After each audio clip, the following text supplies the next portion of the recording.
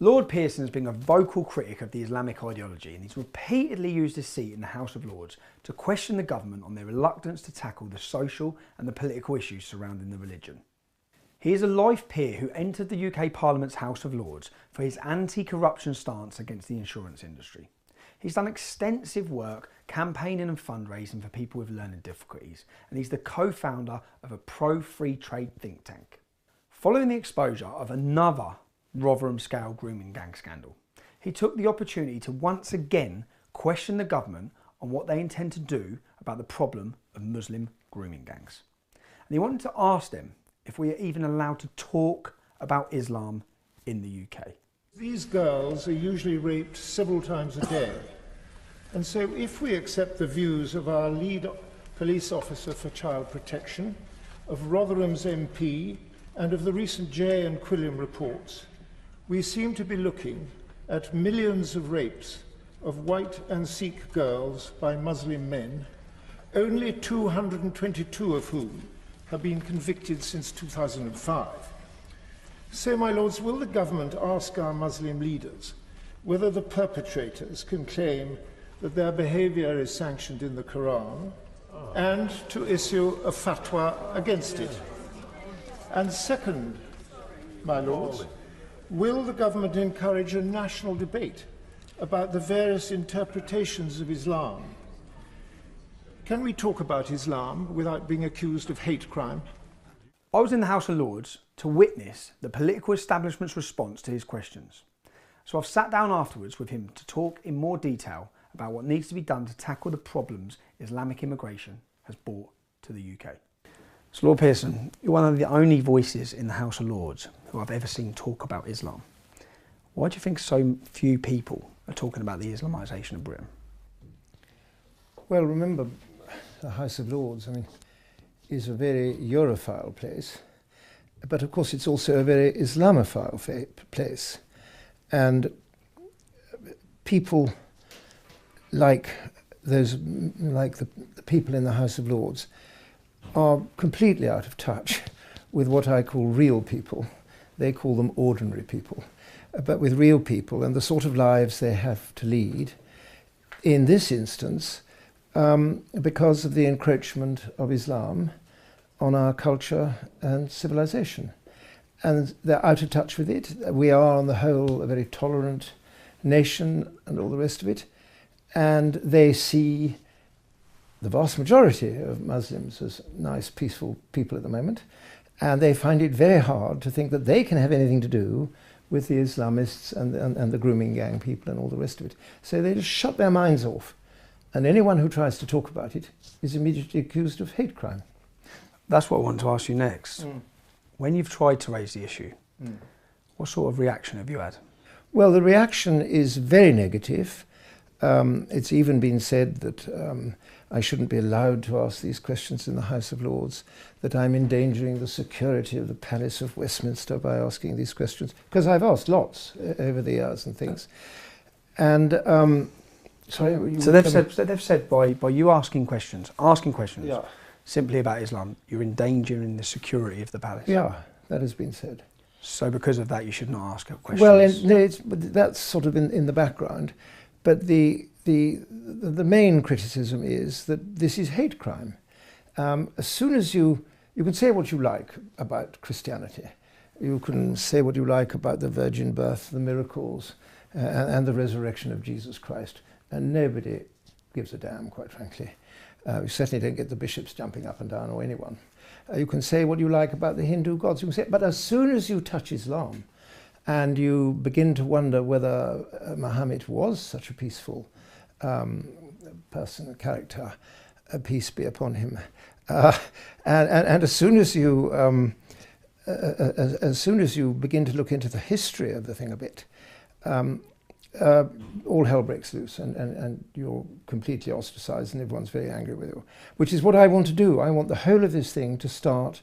We've got to start talking about Islam. Perhaps, for instance, the absolute basic tenets of Islam, which are difficult words, so I hope people aren't too bored, but one of them is abrogation or cancellation, whereby the later violent verses of the Quran, the verses of the sword, cancel the earlier ones. Peaceful ones. The peaceful ones, yeah, of which there are very few. But anyway, the example of the Prophet Muhammad, after he moved to Medina in 622 from Mecca, and he gradually expanded his religion and became so powerful that in the end he could say to his multicultural, multi-faith hosts in Medina, look, either you join my religion or you go into exile, or I'll allow some of you to pay a tax, but I'm going to kill the rest of you if you don't join. And he killed 600 Jews in one afternoon. And Islam then went on to conquer most of the known world. And the Crusades were clearly, historically, a response to 400 years of Muslim aggression. And yet we're told that this is a religion of peace. I don't know, is it? But let's talk about it. So do you think it's a lack of knowledge on behalf of people within the establishment? Yeah. Or do you think they're aware of the problem, but they don't know how to deal with it? It is so obvious to them that Islam must be a religion of peace that they are not prepared to look at whether it might not be, or whether at least the jihadists and the terrorists and the grooming gang people can use what is in the Quran, which is why I asked for a conference on the interpretation of the Quran. It is all there in black and white, and how do we get rid of it? How do we say it's not there? Well, we have to talk about it, and they have to say that. The Muslims have to set up a great conference, a council, and they could, our Muslim leaders can say, this grooming gang, we put a fatwa, anyone who does this grooming gang stuff is cast out of Islam. It's about the only thing these Islamists fear, is being cast out of Islam. Well, when we look through the whole history of grooming, we see that there's not been one report from a fellow Muslim on their fellow members of their community. They won't talk about it. They won't talk about it. And I have tried, over the years, 3 or 4 years ago and 4 or 5 years ago, I did manage to get a group of very top Muslims to agree to meet in private and to go into this sort of area and say, we need a new kind of Islam. We cannot go along with abrogation, taqiyya and al-hijra.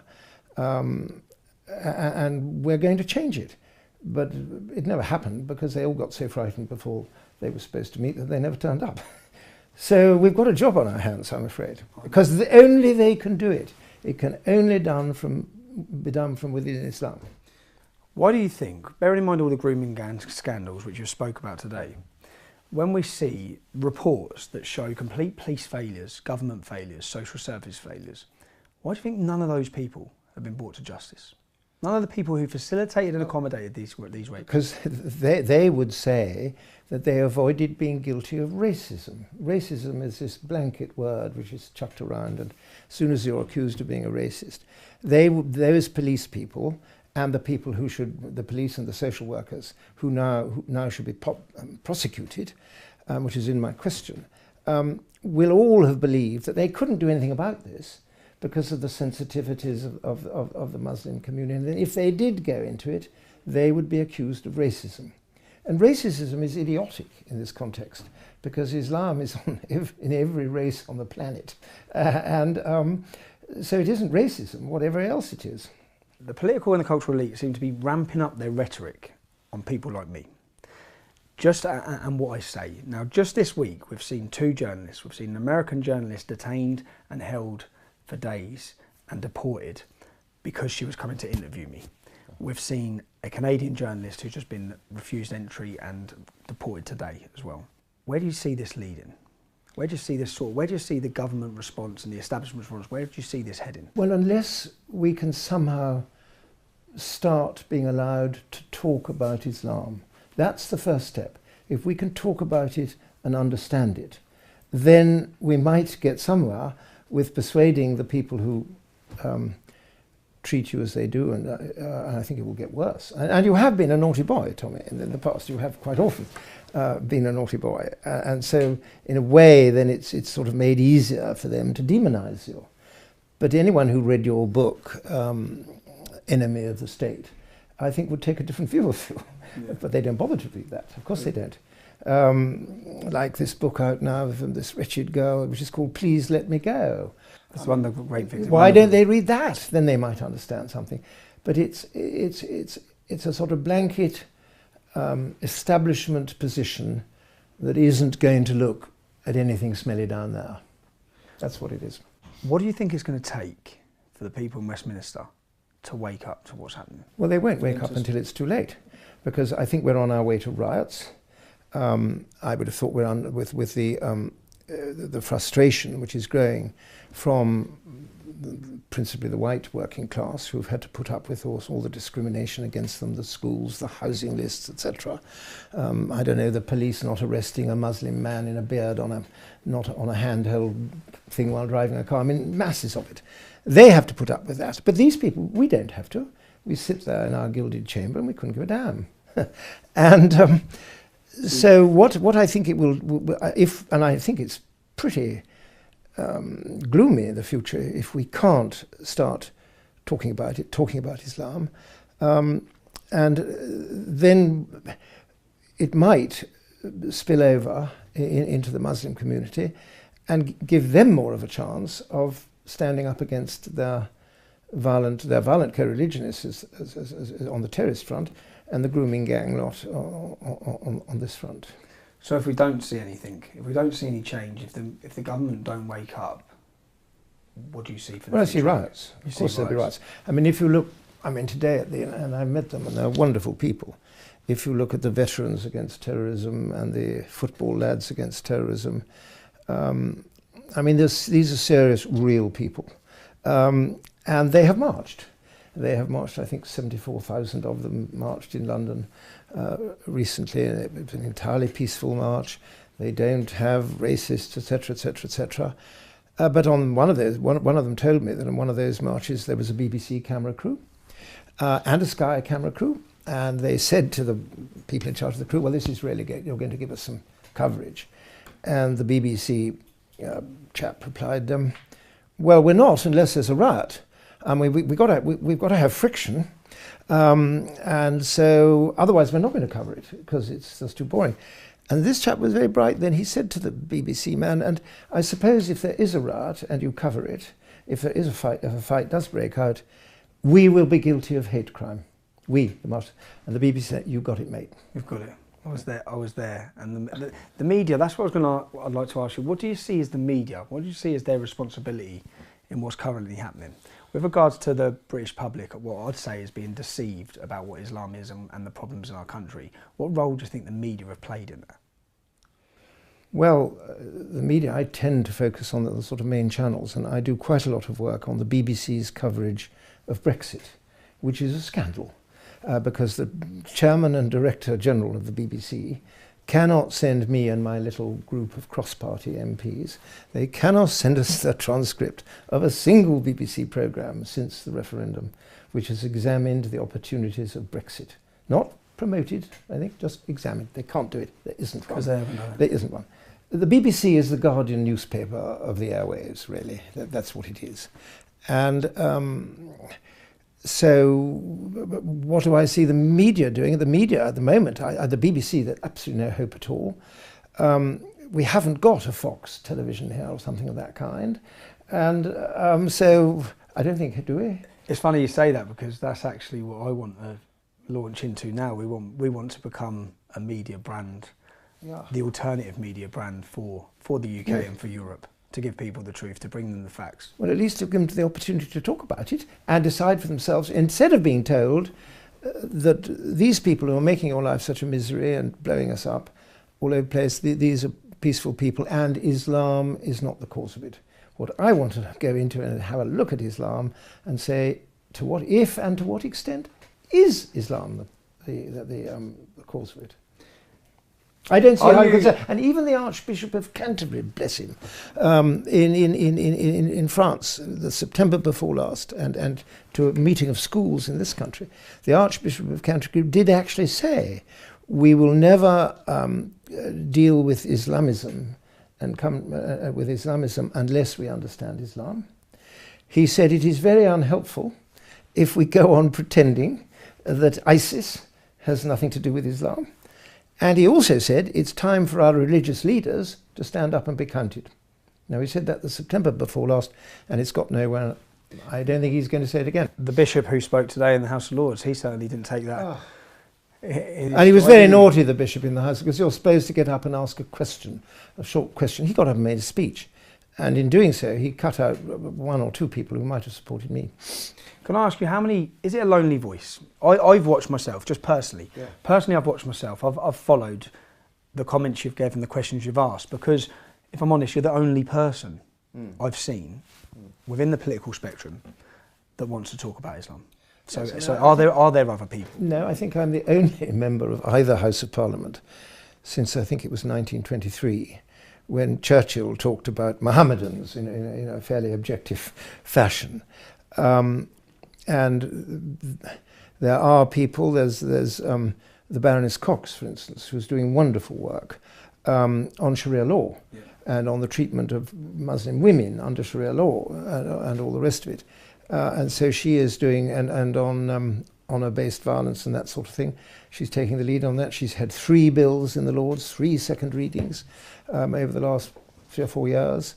All of them brilliant debates. Everyone in the debate agreeing with her about Sharia law and its treatment of women and gays and so on. And she's been supported by everyone except the government and the bishops of the Church of England.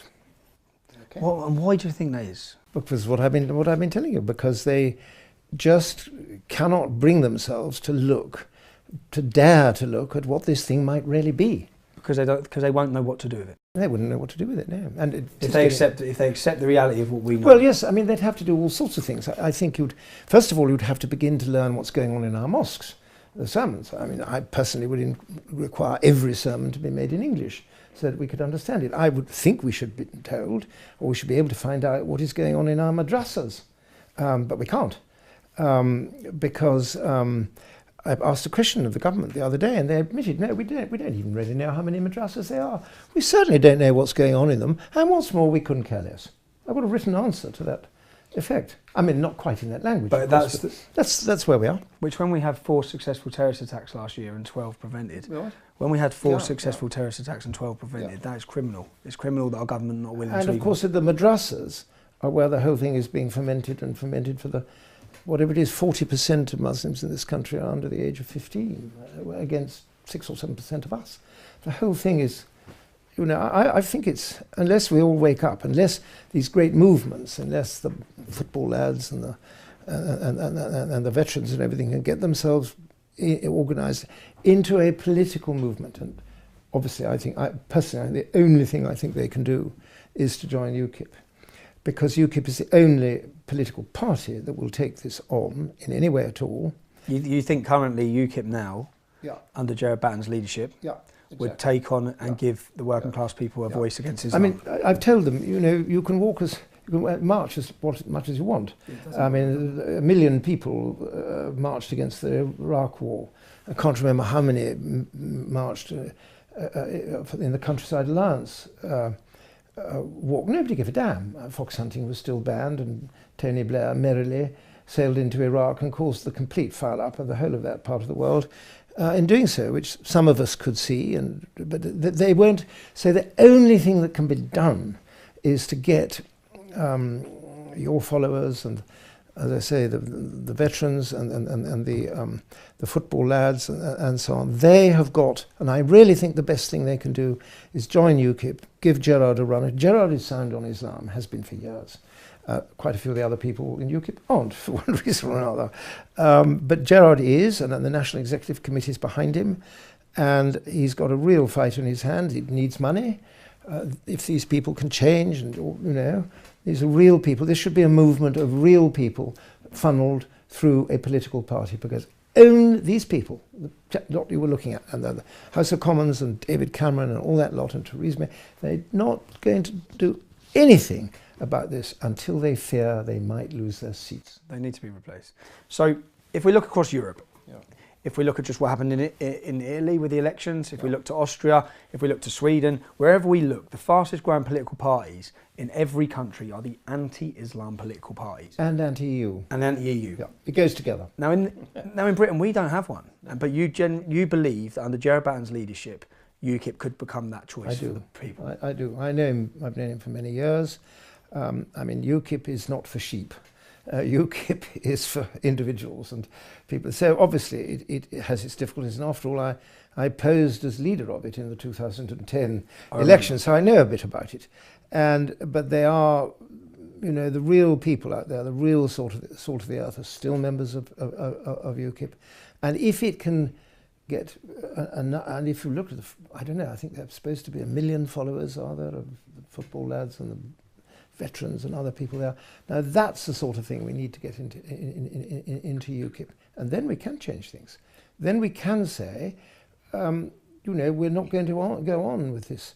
We're not being allowed free speech on this. That's one of the points I want to make. I believe completely Britain is primed for a UKIP led by someone who's going to take on Islam. Britain's ready, but I don't think people within the party realise that.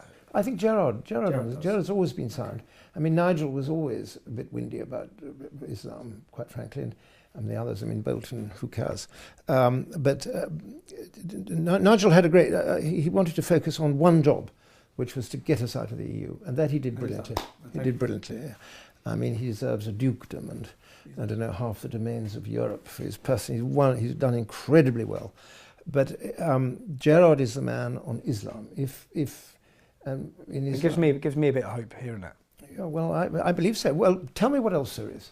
No. Who else? I'd like to talk to Gerard. And something I see as currently dangerous. So they've got to join. They've got to sign up and pay their subscriptions, and UKIP will have the money and all the rest of it. Because there'll be a leadership vote coming up soon for UKIP. Well, he's there for whatever it was, 90 days. But if Gerard has got enough money in and got enough members in, I don't think anyone will dare to challenge him. And if they do, he'll win. Hopefully. Because he can, he will. Yeah. If he doesn't, I don't know, Tommy, go and start your own party, but I tell you, it's an expensive business. No, I know. It takes millions and millions to build up a brand image. I looked at changing UKIP's name in 2010, and it was going to cost 22 million then. So, and I'm very glad we didn't. And something I see as dangerous is the attack on free speech in the UK. So this last weekend, when a couple tried to fly into the UK, we had Martin Sellner and Brittany Pettibone.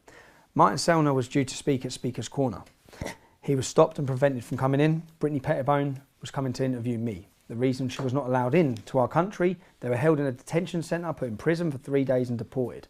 We're seeing this growing and growing and growing. Anyone who has a political opinion or voices their concerns of Islam seem to be getting the full weight of the state. We've just seen, again, 2 days ago, we've seen Lauren Southern, who's a Canadian journalist, and the reason they gave her why she's now banned from the UK was the installation of blasphemy laws, medieval blasphemy laws, because she criticises Islam. Where do you see that taking us? Where do you see that? Well, it's taking us down the road to fascism, clearly, because it's one of the hallmarks of fascism. And we've been doing this in the Lords too. It seems that the Crown Prosecution Service has abrogated to itself powers of arrest under hate crime, which are not actually supported in statute. And Lord Vincent, who's a colleague of mine, he raised this in an oral question in the Lords on the 5th of December last year, and the government was, shilly-shallying around and avoiding the question. So I got up and simply said, could they be absolutely precise? Could they assure us that a Christian preacher who was preaching the divinity of Christ and as superior to any other religion, and that Jesus was the only Son of the one true God.